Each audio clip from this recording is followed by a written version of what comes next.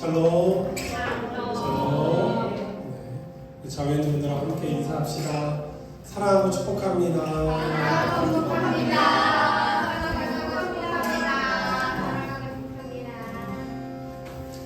우리가 지금 서로 사랑한다고 축복한다고 고백한 것들이 또 삶의 자리에서 하나님께서 그렇게 우리의 삶으로 주께서 우리 사랑하시고 우리 삶에 복을 주실 줄 믿습니다.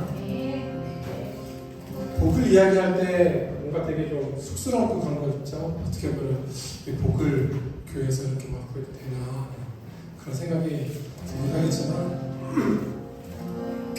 하나님은 언제나 우리에게 복을 주기를 원하시고 그 복을 통하여서 하나님의 사랑 안에 또 기쁨 안에 거하기를 원하시는 것, 하나님의 자녀된 우리가 하나님의 사랑 안에서 평안하고 기쁨이 있는 하나님의 나라를 향하여서 기쁨으로 달려나아가는 삶을 하나님께서 기뻐하시는 줄 믿습니다. 오늘도 우리가 함께 이 시간 찬양하고 예배할 때 우리가 예배자가 되기를 고백하고 또한 주님 안에서 우리를 향하여 이 땅에 오시고 또한 우리의 삶의 모든 무거짐을 지시고 또한 우리의 삶에 또한 모든 이 땅에 하나님 창조하신 모든 것들의 왕 되신 주님을 함께 기억하고 함께 찬양하기를 원합니다.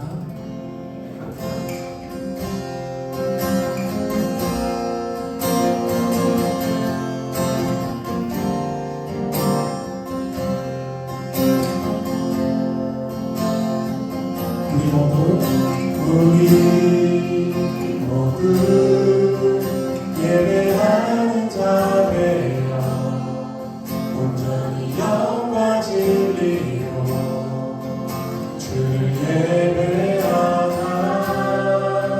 주만 우리와 함께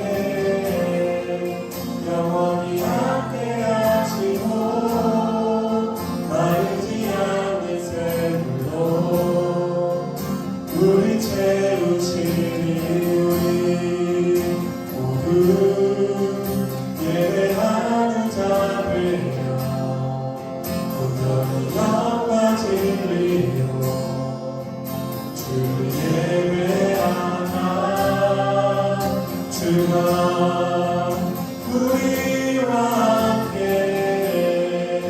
영원히 함께 하시고 마르지 않는 샘물로 우리 채우시니 우리 모두 예배하는 자매여 온전히 영과 진리로 주를 예배하나 주가 우리와 함께 영원히 함께 하시고 마르지 않는 샘물로 우리 채우시니 우리 모두 예배하는 자매여 온전히 영과 진리로 주를 예배하나 주가 우리와 함께 영원히 함께 하시고 마르지 않는 샘물로 우리 채우시리라.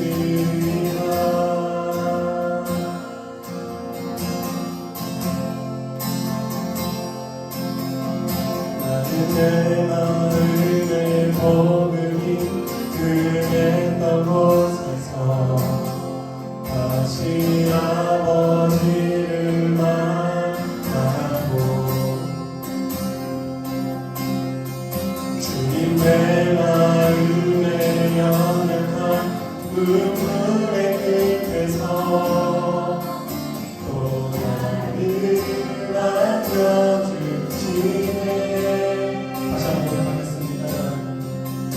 나는 내 마음에 버금이 그랬던 곳에서 다시 아버지를 만나고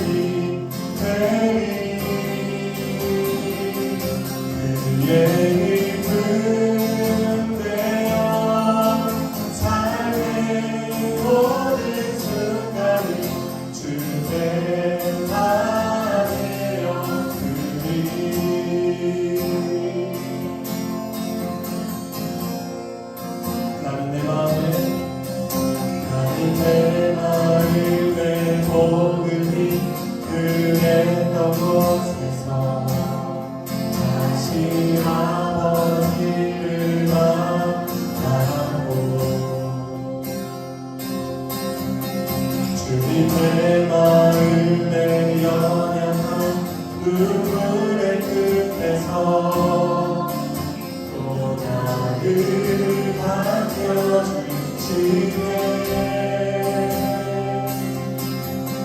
잠깐 생각했던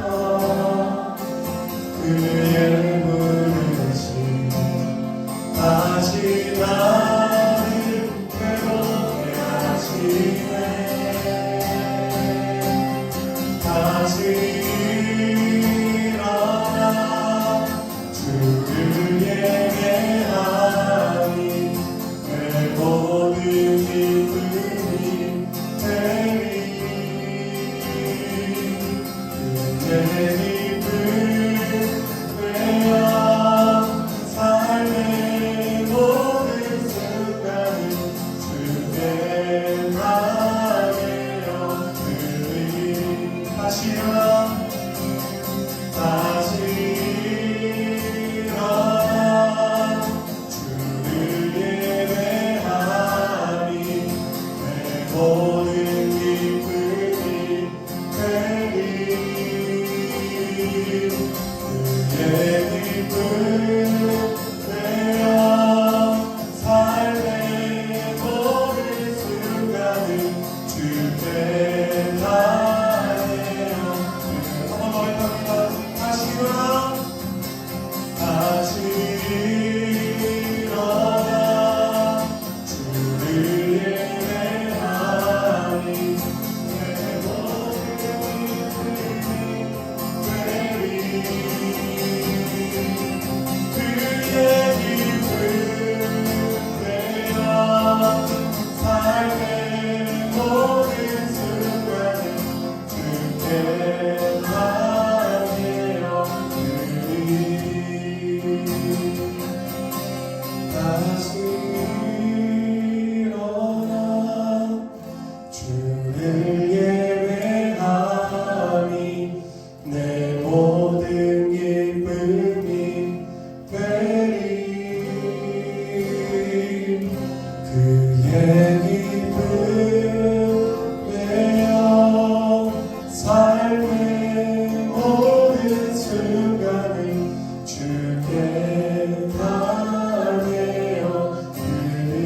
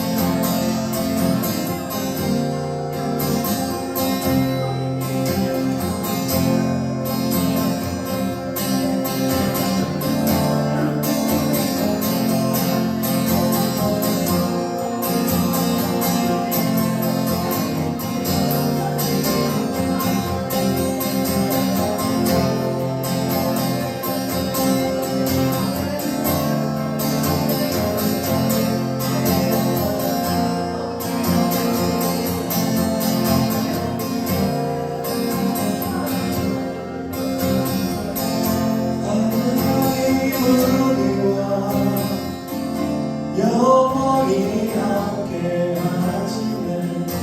꿈없는 우리에게 그 나라 보여주시네. 연약한 자들의 친구가 되어주시고 힘없는 우리의 인생을 위로하시네. 하나님 우리와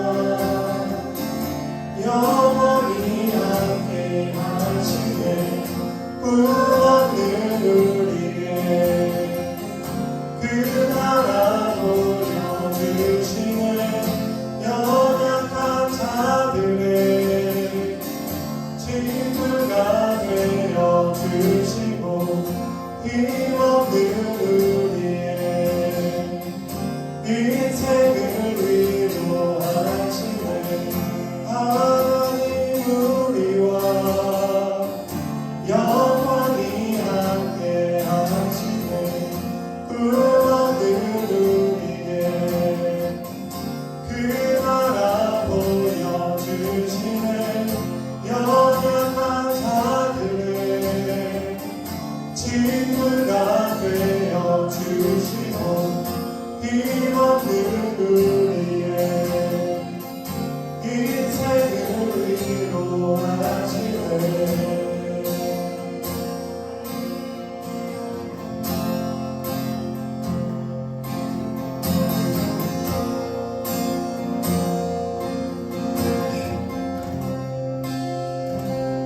사랑의 하나님, 주께서 우리를 향하여 보내주신 그 사랑이 우리에게 얼마나 큰지,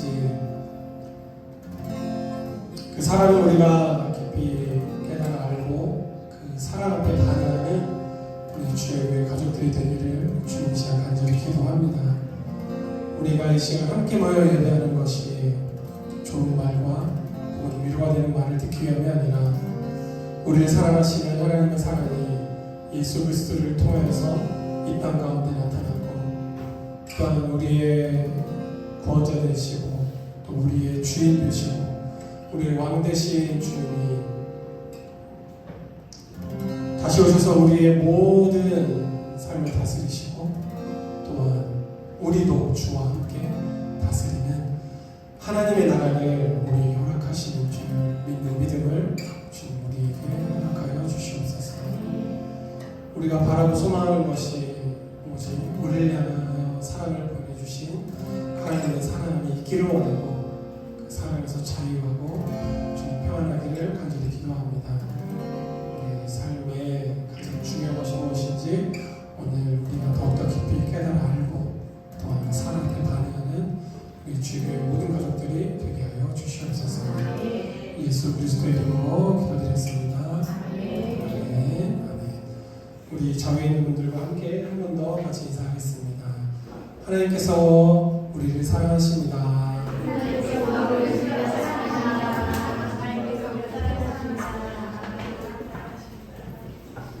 네, 우리 청소년 친구들은 앞에서 전사님과 함께 말씀 나눠주시기 바랍니다.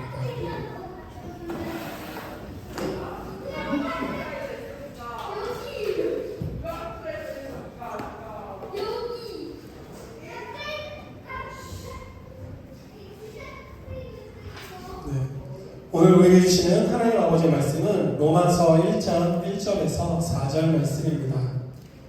로마서 1장 1절에서 4절 말씀입니다.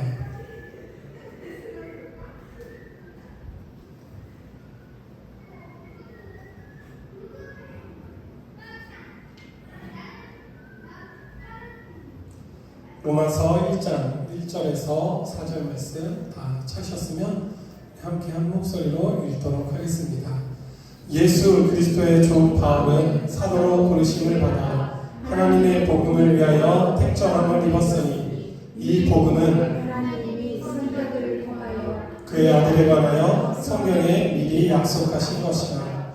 그의 아들에 관하여 말하면 육신으로는 다윗의 혈통에서 하셨고 성경의 영으로는 죽은 자들 가운데서 부활하사 능력으로 하나님의 아들로 선포되셨으니 곧 우리 주 예수 그리스도시니라. 아멘. 저는 오늘 이 말씀을 바탕으로 우리가 믿는 예수 그리스도라는 제목으로 함께 말씀을 나누겠습니다. 우리가 지난 시간까지 계속해서 야고보서의 말씀을 함께 나눴습니다. 야고보서를 읽을 때 우리가 느끼게 되는 것은 바로 우리의 믿음이 우리의 삶의 자리에서 행동함으로 드러나는가 이었습니다.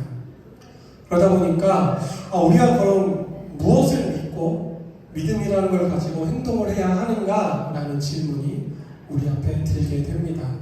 그래서 오늘은 우리가 무엇을 믿고 무엇을 행동해야 하는가 그것에 대해서 함께 말씀을 나누기를 원하고요. 특히 믿음에 관해서 한 번 더 우리 자신을 돌아보고 또 함께 우리 어떤 믿음을 가지고 무엇을 바라봐야 할지를 함께 생각해보는 시간을 가지기를 원합니다. 자, 우리가 구원을 이야기할 때 가장 빠지지 않고 중요한 핵심 하나는 바로 믿음이라는 겁니다. 우리가 교회 안에서 그동안 믿음을 이야기할 때, 구원을 이야기할 때 무엇을 믿었죠? 네? 무엇을 믿는다고 고백을 하죠? 예수님을 믿는다고 고백을 하죠? 그럼 구체적으로 우리가 그 고백에 좀 더 깊이 들어가면은 어떤 예수님을 고백하는 걸까요? 그렇죠. 우리를 위해서 죽으신, 부활하신, 그렇죠. 거기까지예요. 딱 거기까지예요. 그래서 그 예수님 믿으면 우리가 어떻게 되죠? 우리의 죄가 용서를 받고, 왜냐하면 대신 그 죄를 용서해 주셨으니까. 대속이라는 표현이 대신 우리의 죄의 대가를 지불하셨다는 의미니까요.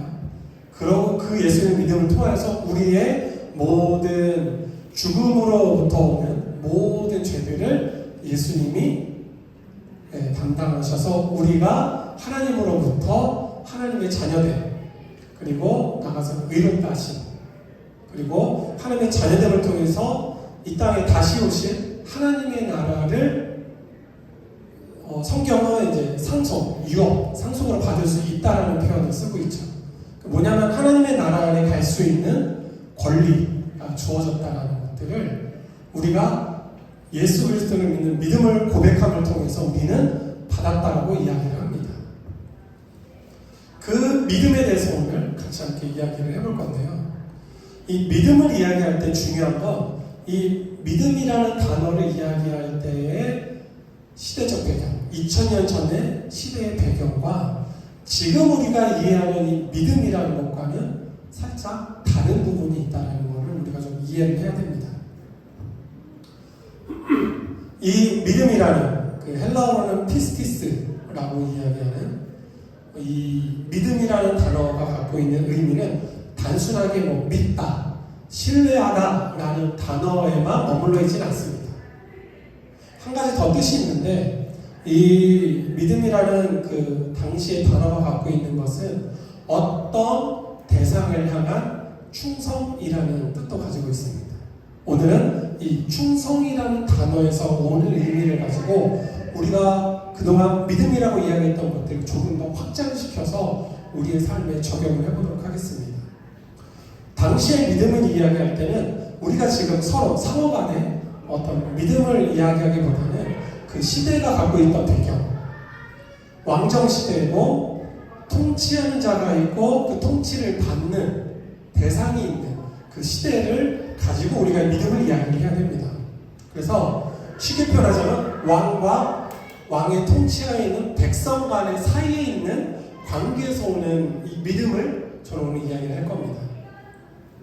그래서 먼저는 그 믿음을 이야기할 때 우리가 믿음이 이야기하는 대상이 있죠. 대상이 누구죠? 예수님이죠. 예수님에 대해서 우리가 알아야 할 것은 오늘 우리가 말씀에 나와 있는 것, 그리고 성경이 이야기하는 예수님에 대해서 이야기할 때 나오는 것들입니다. 그래서 첫 번째 우리가 믿는 예수님의 누구이신가는 오늘 본문 2절에 나와 있는 것처럼 이 복음은 하나님이 선지자들을 통하여 그의 아들에 관하여 성경에 미리 약속하신 것이다 라고 이야기하는 겁니다. 무엇이냐면 2000년 전에 예수님이 오셨다라는 것은 이미 구약에서 하나님이 말씀하셨고 그 말씀을 예수님께서 이루셨다라는 겁니다. 성경은 예수님이 그럼 언제부터 계셨냐 라는 이야기를 할 때 단순하게 2000년 전에 사람으로 오신 분이 아니라 이미 태초 이전부터 모든 우주가 만물이 발생하기 이전부터 하나님과 함께 하셨다라고 말씀하고 있습니다. 그러한 예수님이 그럼 두 번째는 무엇이냐? 사람의 몸, 육신으로 오셔서 하나님이신 분이 육신으로 오셔서 우리의 죄를 대속하시고 죽으셨다는 것. 3절에 4절에 나와 있는 것처럼 육신으로는 다윗의 혈통에서 나셨고 성결의 영으로는 죽은 자 가운데서 부활하셨다라는 것. 우리는 이 예수님을 믿습니다. 더 중요한 건 우리가 잘 알고 있는 거죠. 사람의 몸으로 오셔서 우리를 대신해서 죽으셨다는 거, 우리의 죄를 대속하셨다는 거, 대신 죄의 모든 대가를 예수님이 치르셨는데, 중요한 건 죄라는 것이 가지고 있는 대가는 바로 생명, 죽음이라는 건데, 이 죽음을 대신할 수 있는 것은 구약에서는 우리가 봤던 것처럼 제사를 통해서, 동물의 희생을 통해서 각 사람의 죄를 대신 짊어지게 했는데, 이게 영원하지 않은 거예요. 한번 죄를 짓고 그 죄에 대한 대가를 내가 가지고 키웠던 소나 양이나 염소나 뭔가를 통해서 대신 그 죄를 대신 지게 했는데, 그렇다고 해서 내 안에 있는 죄의 문제가 사라졌느냐? 그렇지 않다라는 거예요. 그래서 영원하신 하나님, 그리고 그 하나님과 동일하신 예수님께서 이 땅 가운데 오셔서 우리의 죄를, 영원한 생명이신 분이 대신 그 대가를 치르셨기 때문에, 값으로 비교할 수 없는 영원한 생명이신 예수님께서, 하나님께서 이 죄의 대가를 치르심을 통하여서 영원히 우리 안에 있는 죄의 문제를 해결할 수 있는 길을 예수님께서 우리에게 열어주셨다라는 겁니다. 그런데 단순하게 죽으시고 끝났다면 결국은 우리도 죽을 수밖에 없잖아요. 살아있는 동안 죄는 그래 뭐 예수님이 다 대신 짊어지셔서 다 없어졌는데, 그러면 우리가 죽음 이후에는 무엇이 되느냐라고 이야기했을 때, 오늘 성경이 이야기하고 있는 것처럼 부활이라는 것이 바로 우리 안에 있다는 겁니다. 그래서 부활하셨기 때문에 우리도 죽음 이후에 예수님과 함께 연합함을 통해서 다시 부활할 수 있다는 것, 부활한다는 것, 이것이 바로 복음인데, 중요한 건 교회가 지금까지는 사실 여기에 되게 포커스를 많이 뒀어요. 그런데 뒤에 뭐가 있냐면 바로 능력으로 하나님의 아들로 선포되셨다라는, 이게 사실 한 가지 더 중요한 포인트입니다. 무엇이냐면 성경은 예수님이 죽으시고 부활하셔서 하늘로 올라가셨다고 하면 하나님의 곁으로, 하나님의 보좌 옆으로 올라가셨다라고 이야기해요. 이게 무슨 의미냐면, 단순하게 예수님이 나를 위해서 죽으셨다라는 이 구원의 작은 영역에 머무르는 게 아니라, 예수님은 바로 하늘로 올라가셔서 하나님과 같이 이 모든 우주 만물을 다스리는 통치자로 올라가셨다라는 거예요. 이게 바로 하나님의 아들로 선포되셨다. 선포되셨다라는 건 뭐냐면, 이 선포한다는 당시에 왕이 세워졌을 때, 우리 같은 경우에는 이제 왕세자가 세워졌을 때, 그럴 때 이제 알리는 거죠. 왕이 새로 세워졌다라는 걸 알리는 그런 선포의 의미입니다. 예수님이 우리를 위해서 오신 건 맞지만, 그것만이 아니라 바로 하나님의 뜻을 따라서 이 땅 가운데 오셨고, 하나님의 일을 행하시고 올라가셔서 우리를 다스리는, 그리고 성경에 나와 있는, 계시록에 나와 있는 것처럼 심판자로 다시 오신다라는 거예요. 이게 복음에 있어서 상당히 중요한 내용입니다. 왜 이 말씀을 드리냐면, 예수님이 오심이 우리를 오셨다라는 이것을 강조하다 보니까 어떻게 되면 우리가 무언가 되게 세상을 살아가는 우리가 나중심적으로 살아가는 것 같고, 왠지 예수님이나 성령님은 나를 도와서 내 무언가를 이루시는 분으로 우리가 착각할 때가 많다라는 거예요. 그것이 아니라는 거예요. 위치는 그게 아니라는 겁니다. 성경은 단 한 번도 우리를 위해서 오신 주님은 맞지만, 그것이 우리가 무언가 있어서라든지, 혹은 예수님이 그래 너의 삶에 좀 더 평화롭고 너가 너의 삶의 성취를 이루는 어떤 무언가를 위해서 오신 게 아니라 하나님을 위해서 오신 것이고, 또 하나님이신 예수님이 결국 우리를 다스리시는 우리의 주, 우리가 주님이라고 고백하는 게, 그것이 내가 섬기는 대상으로서 주님이라는 걸 고백하는 거거든요. 단순하게 주라는 표현을 쓸 때 뭔가 의미 없이 쓰는 게 아니라 내 주인 되시고 나를 다스리시고 나를 통치하시는 분으로서 내가 그분을 섬긴다는 의미의 주님입니다. 단어라는 게 주라는 단어가. 그래서 복음을 이야기할 때 이 믿는 무언가를 이야기할 때는 우리가 단순하게 예수를 믿는다라는 표현이 아니라 그 예수를 믿는다라는 표현 안에는 바로 하나님 그리고 이 땅에 오신 예수님 죽으시고 부활하셔서 다시 왕 대신 우리의 주인 대신 예수 그리스도를 우리가 믿는다라는 겁니다. 이게 바로 복음이라는 거예요. 그렇다면 우리의 삶 가운데 삶의 중심이 우리가 그동안 많이 들어왔던 것처럼 나 중심이 아니라 예수님이 중심이 된다는 건 무엇이냐면 예수님을 위해서 예수님을 향해서 우리가 살아간다는 의미입니다. 이게 내 자아를 우리가 죽고 예수 그리스도의 사심으로 산다는 이게 뭐냐면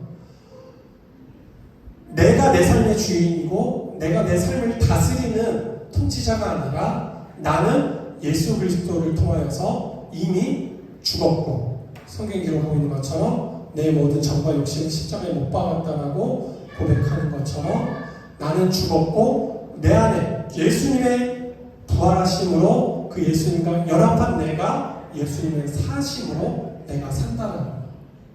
내 모든 삶의 주권, 주관자는 내가 아니라 바로 예수님이라는 것들을 우리는 믿고 고백하는 것이 우리가 이야기하는 지금 믿음이라고 이야기할 수 있습니다.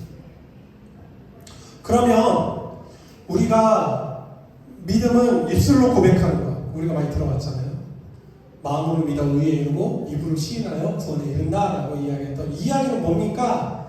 라고 이야기할 때 그 이야기를 우리가 잠시 뒤로 미루고 그렇다면 우리가 믿는 그동안 우리가 믿음이라고 얘기했던 거는 하나님을 뭐죠? 아는 것 하나님이 하나님 되시는 알고 또 지적으로 우리가 인지적으로 믿고 동의하는 것에 머물렀을 때가 많습니다. 하나님을 우리가 하나님이 한 분이시고 하나님이 이 땅을 주관하시는 통치자시고 하나님 모든 것들을 만드신 유일하신 분이다라는 것을 믿는 것이 우리가 믿음을 고백하는 게 전부가 아니라는 겁니다. 뭐죠? 그런 거 전부인 줄 알았는데 라고 이야기하면 성경은 이렇게 이야기해요. 우리가 야고보서 지난 시간에 봤던 것처럼 야고보서 2장 19절에 내가 하나님은 한 분이신 줄을 믿느냐? 잘하는도다. 귀신들도 믿고 떠느니라. 귀신들도 믿어요. 하나님이 한 분이신 거. 그렇다고 귀신들이 구원을 받나요?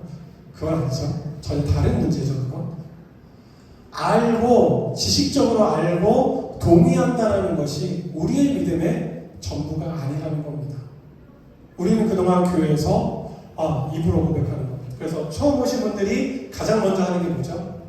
일어나서 목사님이 이렇게 고백하는 걸 따라하는 거예요. 물론 그렇게 나쁜 건 아닙니다. 필요해요. 왜냐하면 각 사람에게 있어서 구원을 하나님께서 어떻게 이루어 가시는지는 하나님의 뜻에 속해 있으니까. 근데 중요한 것은 그 입술로 고백을 했다고 해서 모든 구원이 완성되었다라고 이야기하는 것은 100% 정확하지 않다는 겁니다. 왜냐하면 마태복음 7장 21절에 이렇게 이야기합니다. 나더러 주여 주여 하는 자마다 다 천국에 들어갈 것이 아니요 다만 하늘에 계신 내 아버지의 뜻대로 행하는 자라야 들어가리라. 예수님 말씀하신 겁니다. 주여 주여를 외쳤을 때 우리는 그동안 구원받는다고 생각을 했고 그렇게 들어왔는데 예수님께서는 그게 전부가 아니라 무엇이냐면 하늘에 계신 내 아버지 하나님의 뜻대로 행하는 자 여기서 행하는 것을 기억해 주시고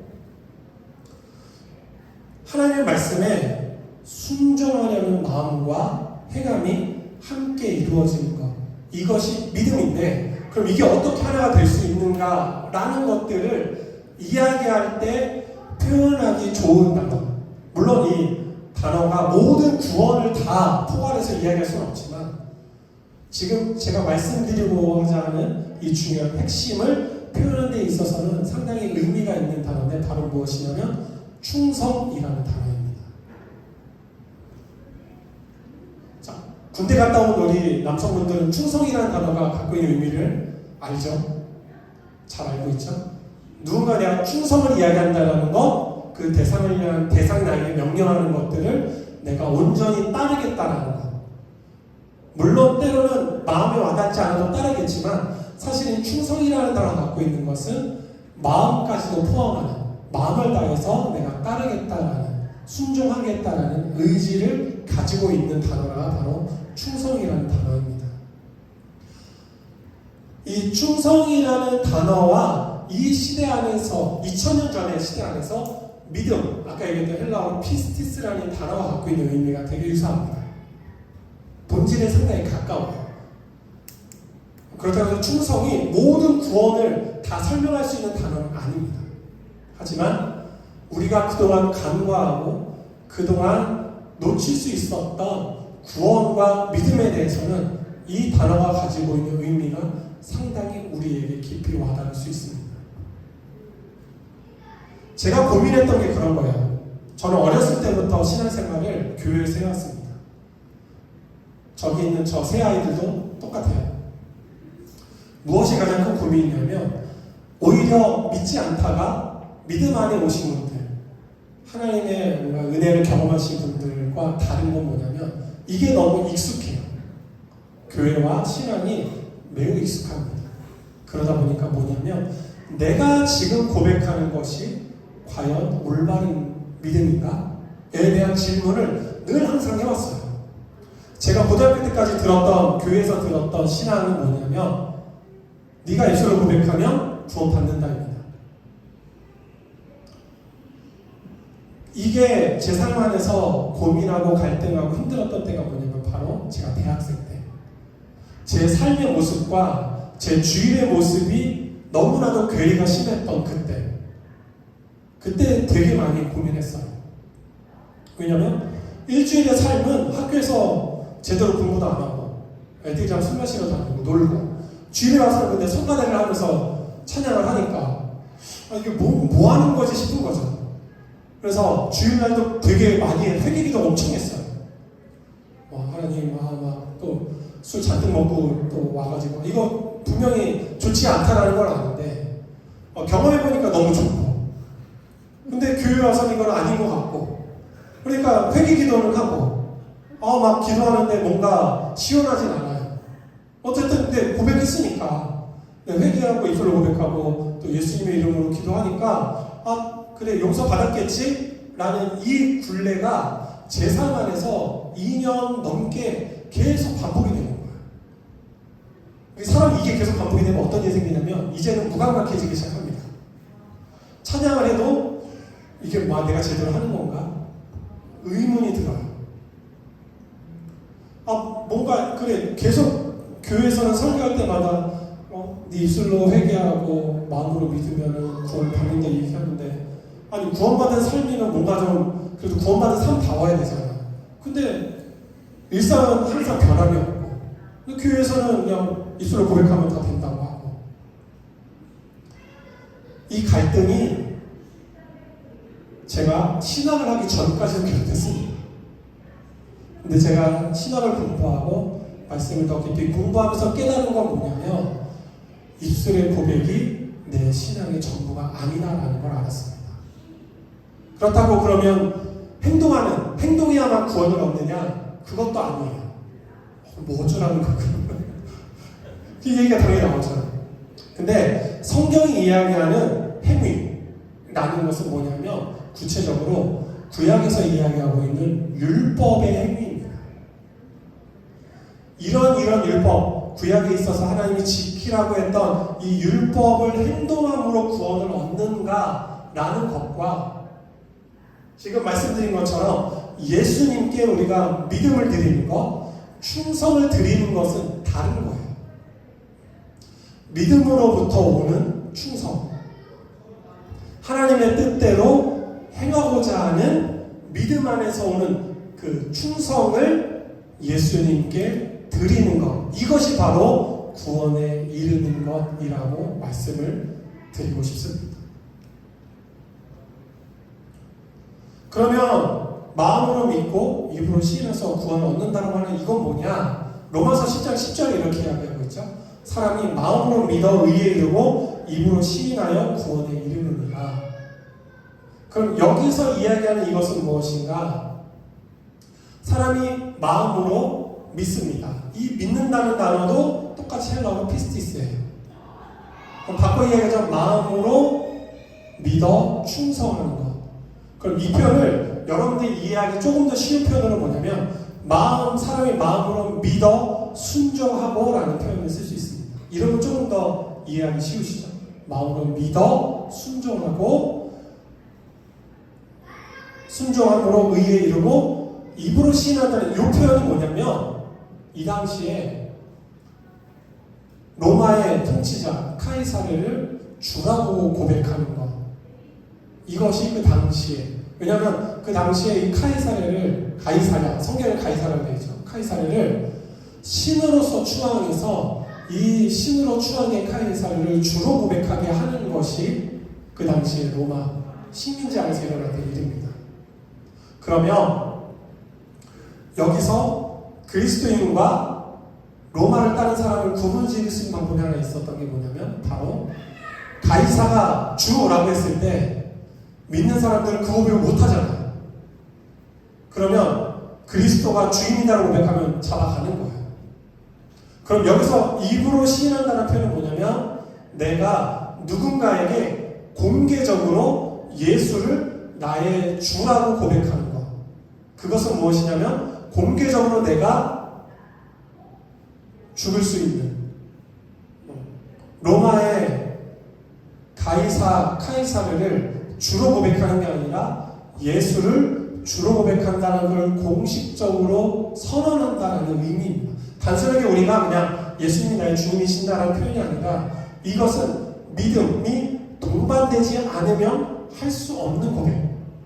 내 죽음을 앞에 두고서 내가 믿음을 가지고 할 수 있는 고백이 바로 로마서에서 이야기하는 입으로 시인하여라는 이 단어입니다. 결국 이게 뭐냐면 이 입으로 시인한다는 것 자체도 우리의 믿음의 행동, 내가 예수님께 충성한다라는 것들을 보여줄 수 있는 믿음의 행함입니다. 왜냐하면 내가 가이사를 주로 고백하면 살 수 있지만 예수를 주로 고백하면 죽을 수 있기 때문이에요. 근데 그 안에서 믿음이 없다면 내가 예수님께 내 충성을 다하지 않는다면 할 수 없는 고백이죠. 믿음이 없는데 어떻게 이걸 고백하겠어요? 믿음이 있기 때문에, 그리고 예수님께 충성하기 때문에 이 고백을 할 수 있다는 겁니다. 그럼 단순하게 우리가 그동안 해왔던 예수님 나의 주님이십니다 라고 우리가 교회 안에서 고백하는 것, 이것이 우리의 구원의 완성을 이루어가는 것이 아니다라는 것. 그렇다면 그동안 우리가 믿음으로 살아오고 믿음을 이야기했을 때 때로는 세상 안에서 믿음이 무엇인가를 우리가 증명하지 않아도 그저 나 중심적으로 나를 위해서 살다가 그냥 예수님 나의 주님이시다라고 고백하는 이것으로 구원을 받는다라는 이 이야기는 더 이상 우리에게 있어서 의미가 없다라는 겁니다. 우리에게 있어서 의미 있는 거 바로 복음을 올바로 알고 그 복음의 대상이 되는, 우리가 충성하고 믿는 대상이 되는 예수 그리스도가 어떤 분이신지를 올바르게 알고 그 믿음을 따라서 순종하는, 믿음을 따라서 충성하기로 결정하고 행동하는 것이 바로 우리에게 있어서 필요한 것입니다. 예수님이 입술로 고백해 그런 구원을 얻어라고 이야기하신 적이 단 한 번도 없습니다. 예수님은 항상 말씀하시는 것은 하늘 아버지의 뜻대로 행하는 거예요. 무엇을 해야 합니까? 라고 청년이 물었을 때 너가 가진 모든 소유를 팔아서 가난한 자를에게 나눠주고 나를 따라라. 행동하는 신앙. 믿음을 고백한다면 그 믿음에 따르는 충성을 예수님께 드릴 수 있는 신앙이 되어야 한다는 것. 마태복음 방금 우리가 읽었던 것처럼 주여 주여를 고백하면서 천국에 들어갈 것이 아니다라고 말씀하신 예수님. 다만 하늘에 계신 내 아버지 하나님의 뜻대로 행하는 자가 들어간다라는 것. 그래서 우리의 믿음은 항상 결국 행동으로 우리를 이끌어 간다는 겁니다. 그것은 보이지 않을래야 보이지 않을 수 없다는 거예요. 우리 야고보서에서 이야기했잖아요. 굶어 죽어가는 사람, 겉옷이 없어서 이 중동의 사막의 광야의 추운 밤에 자칫 저체온증으로 죽을 수 있는 그 사람에게 야 너가 따뜻했으면 좋겠다, 배고파 죽어가는 사람에게 너가 배불렀으면 좋겠다라고 말하는 사람이 아니라 그에게 내 것을 내어주고 먹이고 입히는 것이, 그것이 행동하는 믿음이다라고 야고보서가 말씀하고 있는 것처럼 우리의 믿음은 항상 행동할 수 있고 행동으로 연결되는 것이 믿음이라는 것. 지금까지 우리가 그런 삶을 살지 못했다면 내 믿음이 어디 있는지 다시 돌아보고 나의 믿음을 주님 안에서 새롭게 정립해 나갈 필요가 있습니다. 말씀을 정리하겠습니다. 우리의 삶에 있어서 중요한 것은 바로 내가 아니라 나를 향한 하나님의 사랑이 예수님을 통해서 이루어졌고, 나는 죽고 이제는 예수님의 부활의 생명으로 나 또한 그 예수님과 연합함을 통해서 살기 때문에 나에게 있어서 중요한 건 더 이상 내가 아니다라는 거예요. 그렇다고 해서 하나님이 그럼 나는 다 버리고 내 자아와 내 성취는 다 뭐 그럼 어디를 갖고 없는 겁니까? 그렇지 않죠. 하나님이 우리를 사랑하셔서 빌립보서에서 말씀하고 있는 것처럼 하나님의 기쁘신 뜻이 우리 안에 소원으로 두고 행하신다는 거. 그게 뭐냐면 하나님이 우리를 로봇처럼 조종하신다는 게 아니라 우리를 구원하신 주님의 손 안에, 주님이 우리의 주인 되시지만 하나님께서는 우리 안에 소원을 두고 우리가 하고자 하는 모든 성취들이 하나님의 뜻과 하나 될 수 있도록 우리를 인도해 나아가신다는 거예요. 그 하나님의 사랑이 우리를 무시하고 우리를 억누르고 우리를 무언가 종처럼 부리는 것이 아니라 존중해 주시고 사랑해 주시고 우리에게 각자 주신, 각자의 성경은 은사라고 표현하고 있고 우리에게 있어서는 뭐 탤런트, 재능이 될 수도 있고 또 때로는 하나님이 어느 순간 부여하실 수 있는 은사가 있겠지만 이 모든 것들을 통해서 하나님의 뜻대로 우리 안에 성취를 이루어 가신다는 것, 그것이 우리 각자에게도 삶의 기쁨이 된다는 것. 그래서 그 삶의 주를 쫓아서 행동하는 것, 야고보서에 지난번에 말씀했던 것처럼 이 시대를 쫓지 않고 이 시대의 흐름을 쫓지 않고 온전히 우리의 주인 되신 예수 그리스도를 쫓아서 사랑을 실천하며 살아가는 것, 하나님을 사랑하고 내 이웃을 사랑하는 것, 사랑의 행함으로 하나님의 나라를 이루어가는 것, 하나님의 뜻을 이루어가고 주께 충성하는 것이 바로 우리에게 주어진 믿음이라는 것입니다. 우리가 믿는 예수님, 나를 위한 예수님으로만 우리가 머물러 있는 것이 아니라 우리를 위해서 오셨지만 결국엔 우리가 섬기고 우리가 바라보고 우리가 충성해야 할 대상이다라는 것. 그 안에서 우리는 참된 평화를 얻고 자유함을 얻고 쉼을 얻을 수 있다는 것. 그것이 하나님과의 관계가 뭔가 억압하고 억누르고 그 당시에 왕과 백성의 관계처럼 쥐어 짜리는 어떤 그런 관계가 아니라 우리를 존중하시고 배려하시고 사랑하시고 사랑으로 우리를 온전하게 하시는 하나님. 하지만 그 하나님은 우리와는 당연히 다른, 우리가 섬기고 충성해야 할 대상이다라는 것. 만약에 그게 불편해. 나는 내 삶에 내가 주인이고 모든 것들은 나를 중심으로 돌아간다라고 한다면 그렇죠. 아직은 믿음 안에 거하지 않을 수 있습니다. 하지만 우리가 하나님을 믿고 예수를 믿는다라는 것, 하나님께 충성하고 예수님께 충성한다라는 것이 무언가 억압받는다라는 건 절대 아니다라는 것. 하나님은 우리를 사랑해서 자유케 하셨고 하나님의 뜻이 우리 마음의 소원이 되어서 결국 예수 그리스도와 연합하는 그 삶을 통해서 또 우리와 함께 하시는 성령님께서 이 모든 것들을 이루어갈 수 있는 힘을 우리에게 주신다라는 것. 보혜사 성령께서 하고자 하시는 일이 내가 원하는 걸 이루는 것이 아니라 우리가 믿음으로써 충성하는 삶을 성령께서 이루어 가신다는 것. 그 마음을 가지고 내가 나아갈 때 우리 안에 계신 성령 하나님께서 우리와 함께 하셔서 그것들을 온전하게 하신다는 것들을 믿으시기를 주님의 이름으로 축복합니다. 우리 모두가 그 믿음 안에서 하나님의 사랑 안에서 그 예수 그리스도의 사랑 안에서 하나님의 나라의 복음이 우리의 삶 가운데 능력이 되고 우리가 예수 그리스도를 믿는 믿음, 이 믿음이 단순하게 우리가 입술로 고백하는 것이 아니라 그걸 넘어서서 우리의 삶으로 충성함을 통하여서 하나님의 뜻을 이루어가는 우리 주의 교회 모든 가족들 되시기를 주님의 이름으로 축복합니다. 기도하겠습니다.